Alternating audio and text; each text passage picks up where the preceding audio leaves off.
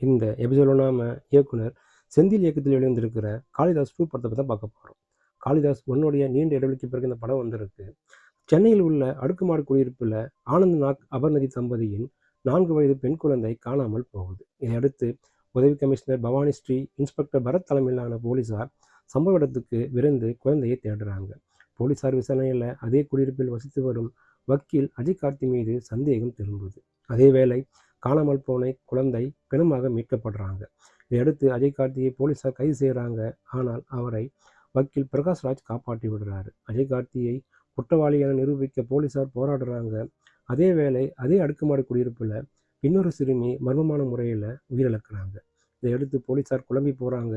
இந்த மர்ம மரணங்களின் பின்னணி என்ன, உண்மையான குற்றவாளி யார், இதான் அந்த படத்தோட மீதி கதை.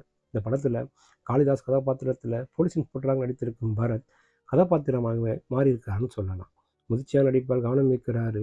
காதல் கீதல் என்று இல்லாமல் ஒரு காவல்துறை அதிகாரியாக மனதில் பதிகிறாரு. அஜய் கார்த்தி அதிகம் பேசவில்லை என்றாலும் படம் முழுவதுமே அவரை பற்றி தான் பேசுது.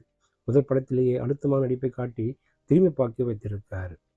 காவல்துறை உயர் அதிகாரி கதாபாத்திரத்தில் நடித்திருக்கும் பவானி ஸ்ரீ நடப்பில் இருக்கும் போலீஸ் அதிகாரிகளை பிரதிபலிக்கிறாங்க. அபர்ணதிக்கு சிறிய இடம் என்றாலும் அதில் அழுத்தம் கொடுத்து நடிச்சிருக்காங்க.